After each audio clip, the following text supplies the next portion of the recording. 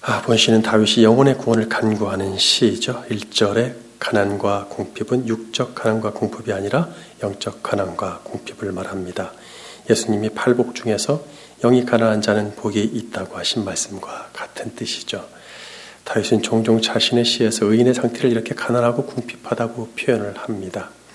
2절에 다윗은 자신이 영혼을 보존할 만한 경건함이 있음을 밝히면서 동시에 하나님의 종이라고 자신을 칭하고 있죠. 사실 조금 무리가 있는 듯 하기도 해요. 과연 경건한 사람들이 얼마나 될까? 내가 내 자신이 경건하다고 얘기할 수 있습니까? 하나님이 보시고 경건하다고 표현을 해주시면 감사하지만 내가 나한테 나는 거룩합니다. 나는 경건합니다. 나는 의롭습니다. 라고 말하기는 좀 그렇지 않나요? 어쨌든 하나님의 종이란 말까지 나오고 있어요. 다윗은 평생 경건하게 살려고 노력했던 것은 분명하지만 이것은 하나님이 판단하실 것입니다. 3절에 물론 이제 2절에 이런 내용들이 뒤에 이제 또 다른 반전이 있기 때문에 이런 언급이 있을 것이라고 우리가 이해될 거예요. 3절에 하나님 앞에서 엄격한 잣대로 따져서 온전한 자가 없기 때문에 하나님의 자비하심의 은혜가 필요하겠죠. 그래서 구원은 하나님께 자복하고 긍휼을 구하는 것에서부터 시작이 됩니다. 4절에 우러러 본다는 말보다 들어 올린다가 맞아요. 영혼을 들어 올린다. 영혼을 들어 올려서 마치 하나님께 뭔가를 구하려고 바치는 것처럼 그렇게 들어 올리는, 영혼이 우러러 본다면 영혼이 주어가 돼서 살아있어서 하나님과 교제하게 하나님 본다 이렇게 되거든요. 자, 이런 부분들을 잘 볼 필요가 있어요. 만약에 이게 다윗에게 적용된다면 좀 무리가 있고 그리스도께 적용된다면 말이 되긴 하죠. 하나님 말을 간절히 사모하는 의인의 영혼에 생명을 주셔서 기쁨을 선사해 달라고 구하고 있습니다. 5절에 앞문장을 다시 번역하면 주는 선하시고 용서하는 분이십니다. 주는 선하시고 하고 끊어야 돼요. 용서하시는 분이십니다. 이런 하나님의 본성은 당신의 이름을 부르는 자들에게 인자하심, 헤세드가 풍성하게 임하도록 만들죠. 6절에서 7절에 다윗은 영혼의 곤고함 가운데 오직 하나님, 구원의 하나님께 부르짖고 있어요. 8절에서 10절에 유일한 신이신 하나님만이 기이한 일들을 행하시고 경배와 영광을 받으실 분이죠. 11절에 하나님의 길을 가르쳐 주신다면 주의 진리 안에 걷겠다고 다짐을 해봅니다. 물론 하나님이 이렇게 하도록 도우셔야만 가능함을 다윗도 잘 알고 있어요. 왜냐하면 그가 하나님의 길을 몰랐을까요? 알면서도 넘어지잖아요.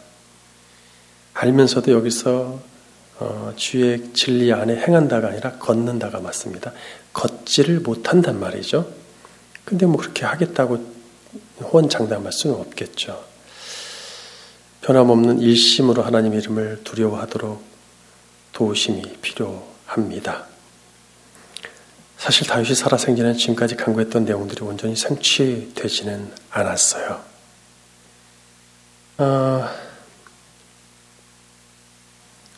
따라서 매우 희망사항이면서도 아무리 의인이라 일컬어져도 죄를 가진 백성들에게는 꿈만 같은 이야기이죠. 12절에 이 모든 사항이 이루어진다면 다윗은 하나님을 전심으로 찬송하고 영원토록 그 이름의 영광을 돌리겠다고 고백해요. 과연 이렇게 되도록 하나님의 큰 은혜가 필요하겠죠. 우리는 보통 해석자들이 이런 시들을 가지고, 물론 이제 한탄 씨는 잘 해석자들 설교 본문으로 가져오질 않습니다. 그러나 자주 보면 이런 것들이 다윗 시대에 다 이루어졌고 다윗이 모든 걸 받았다. 그러니까 그러므로 우리도 간구해서 받자 이렇게 가거든요. 사실은 그렇게 되면은 아무데도 그리스도는 없습니다. 전혀 필요치 않죠. 내가 그렇게 다윗처럼 구하고 간절히 사모하고 그분을 의지하는 마음을 가지고 내가 뭔가를 했더니 나에게 뭐가 온다 이런 식이잖아요. 그러니까 율법주의만 남지 그리스도는 남지가 않아요. 13절에 주의 인자하심으로 자신의 영혼을 깊은 소리에서 건지셨다고 선언을 해요. 이게 가능한 일입니까? 자, 우리가 여기서 중요한 게 있어요. 구약의 의인들은 낙원에 올라갔습니다. 그들의 죄가 완전히 깨끗이 사함받아서 올라간 게 아니라 히브리 기자처럼 율법으로는 죄사함을 받지 못한다. 짐승의 피로는 안 된다라고 말한 것처럼 안 돼요. 근데 어떻게 가요? 은혜로 가는 것이죠. 그들이 하나님을 온전히 믿고 신뢰했기 때문에 하나님의 이름을 부르는 그 신뢰함 때문에 그들 그냥 의롭게 여겨주셔서 그들도 낙원에 올라갔어요. 근데 그 낙원에 올라갔으면 끝입니까? 그게 끝이면, 그게 최종 목적지면 그리스도가 필요 없죠. 그럼 왜 그리스도를 갈망하고 그리스도를 그토록 예언했을까요? 그분이 오셔서 그분이 살아나셔야 돼요. 그분이 영혼이 구원을 먼저 첫 열매로 구원받고 첫 열매로 부활하시면 그분을 통해서 재림 때 그들이 낙원에서 부활하고 부활의 샘물 받아서 새 하늘 새 땅을 우리와 함께 올라가거든요. 그게 완성입니다. 그게 구원입니다. 그러므로 그들이 지금 낙원에 죽어서 낙원에 있다고 해서 그것이 끝이 아니라는 얘기죠. 이거 매우 중요한 이야기입니다. 이걸 모르면은 구약의 시가서들이나 예언서들을 풀 수 있는 재간이 없습니다. 영혼을 수월해서 건짐을 받는다는 이야기는 다윗이 시편 16편에서도 했던 말이거든요. 시편 16편에서 다윗은 그리스도께서 자신에게 밤마다 찾아오셔서 자신에게 복음을 가르쳐 주셨대요. 예수님이 자신은 그리스도를 주를 모시고 살았기에, 그리스도 주님을 모시고 살았기에 흔들리지 않았다라고 고백했는데 시편 16편을 읽어드릴게요. 시편 16편 7절부터 나를 훈계하신 여호와를 송축할지어다.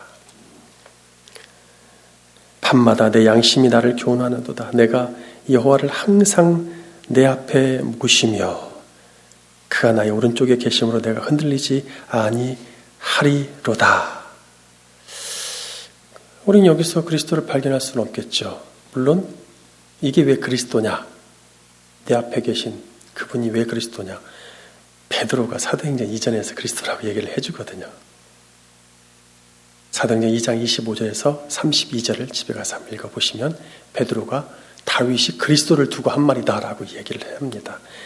자, 그러면서 구원자 그리스도를 통해서 자기 영이 구원으로 기뻐함을 얻고 육체도 부활할 것을 확신하면서 노래를 하죠.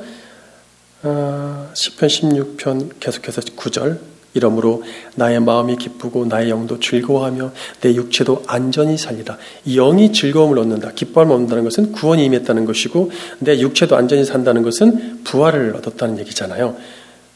근데 이게 진짜 썩어 없어질 첫 창조의 이 몸이 안전히 산다라고 해석하면 안 된다는 거예요. 혹자들이 이걸 가져와서 고봐라, 너희들의 인생에 안전함과 안락함과 평안을 주지 않냐 이렇게 해석하는데 그런 해석이 아니라는 것을 뒤에 읽으면 바로 나와요. 왜냐? 베드로가 얘기했듯이 그는 죽어서 무덤에 들어갔다고 얘기하거든요. 그 육체는 썩었다. 근데 뭐가 안전히 사는 것이냐? 그것은 부활을 얘기하는 것이다.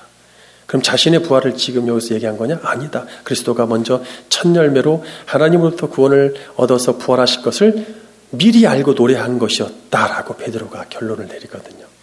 계속해서 시편 16편 10절 이는 주께서 내 영혼을 수월에 버리지 아니하시며 주의 거룩한 자를 멸망시키지 않으실 것임이라. 이게 바로 그리스도의 부활을 이야기한 것이죠. 주께서 생명의 길을 내게 보이시리니 주의 앞에는 충만한 기쁨이 있고 주의 오른쪽에는 영원한 즐거움이 있나이다. 하나님 보좌 우편에 앉아 계시니 하나님 보좌 우편에는 뭐가 있어요? 하나님의 영원한 즐거움이 앉아 계신 것이죠.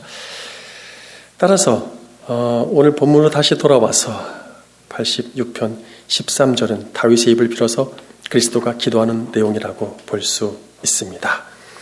다윗은 내 영혼을 수레에서 건지셨다고 완료형으로 이야기함으로써 그리스도께서 영혼을 건짐받았다는 확실한 성취를 표현하고 있어요. 그리스도가 첫 열매로 그 영혼이 수레에서 건짐을 받아야 다윗을 비롯한 의인들의 영혼도 살아날 것입니다.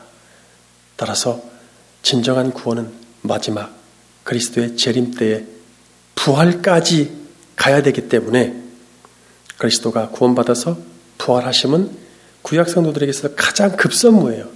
가장 급선무죠. 중요한 일입니다.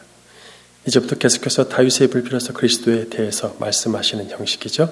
14절에 세상의 임금인 사탄과 그를 따르는 세력들은 그리스도를 끊어내기 위해서 최고의 공격을 퍼붓습니다. 15절에 하나님의 긍휼히 여기심과 은혜로우심이 베풀어져야 합니다. 노하기를 더디하시고 인자와 진실, 헤세드와 에메트, 풍성하시다. 이게 하나님의 본성을 얘기하죠. 그러니까 하나님의 본성을 우리가 배우는 게 중요합니다. 왜냐? 이 본성이 발현되는 거예요. 본성이 누구한테 발현되냐? 하나님만 바라보고 그분을 그렇게 사모하는 자들, 그의 이름을 부르는 자들, 여호와 이름을 부르는 자. 그런 자들에게 하나님은 자신의 본능이 이렇게 본성이 막 발현이 되기 시작하는 것이죠. 가장 먼저 누구에게 발현이 돼야 되는 거예요? 아들에게, 당신의 아들에게 부어져야 되겠죠. 16절에 주의 종은 다윗과 선지자들의 예언서에서 보면 종종 등장하는 메시아를 표현하는 말입니다. 여호와의 종, 하나님의 종, 주의 종. 물론 이제 구약의 선조들도, 믿음의 선조들도 자기들을 하나님의 종이라고 얘기하지만, 그러나 그렇게 얘기할 때는 다분히 그리스도에 대한 예표가 많죠. 또한 주의 여종까지 나왔어요. 주의 여종이라니까 여기서 이제 해석이 막혀서 산으로 많이들 올라가는데, 주의 여종은 메시아의 어머니인 마리아를 가리킨다고 보시면 됩니다. 이것을 다윗에게 적용하다 보니까 다윗의 엄마를 여기서 꺼내야 되는데, 얘기를 꺼내야 되는데, 이 꺼낼 수가 없는 거예요. 뭐 아무것도 없으니까. 그래서 이제 막히는 것이죠. 또 하도 안 되니까 이제 뭐 다른 여자들이 막 등장을 합니다. 그래서 하나님 앞에서 자신을 하나님의 여종이라고 표현한 사람이 있어요. 성경에 마리아죠. 마리아가 자신을 하나님의 여종이라는 표현을 씁니다. 예, 여자들이 많이 있어요. 그러나 여자들이 하나님 앞에서 자기가 자신이 여종이라고, 하나님의 종이라고 얘기하지는 않습니다. 마리아는 그렇게 얘기하죠. 누가복음 1장을 제가 읽어드릴게요. 누가복음 1장의 37절. 대저 하나님의 모든 말씀은 능하지 못하심이 없느니라. 마리아가 이르되 주의 여종이오니 말씀대로 내게 이루어지리이다 하며 천사가 떠나가니라. 천사가 수태고지를 하고 있어요. 그러니까 천사는 하나님의 대사니까 하나님께 하는 얘기나 똑같죠. 하나님께 뭐라고 얘기해? 마리아가 내가 주의 여종입니다. 말씀대로 이루시옵소서. 46절로 가니까 마리아가 이르되 내 영혼이 주를 찬양하며 내 마음이 하나님 내 구주를 기뻐하였음은, 영혼이 찬양하고 기뻐하고 즐거워한다. 이런 표현들 다 시편에 나오는 표현들이죠. 다 그의 여종의 여종이라고도 표현하죠. 비천함을 돌아보셨습니다. 보라 이제후로는 만세 나를 복이 있다 일컬으리로다. 이렇게 메시아의 구원이 가장 급선무이며 이것이 진정한 구원과 부활과 영생의 표본이죠. 예수님은요, 의인들 모든 성도들의 구원의 표본이고 부활의 표본이고 영생의 표본이십니다. 그래서 다윗은 그의 시에서 그리스도의 구원과 부활과 영생을 종종 노래를 합니다. 마지막 17절에 그리스도는 당신에게 최우선으로 있어야 할 징표를 행하시기를 아버지께 간구하시고 있어요. 자, 은총은 원어의 토부입니다. 그래서 그냥 선이라고 해야 좋습니다. 선. 이 부분을 그래서 직역하면 선을 위한 징표입니다. 직역하면 선을 위한 징표. 징표는 다 그리스도와 관련된 거라 그랬죠? 선을 위한 징표.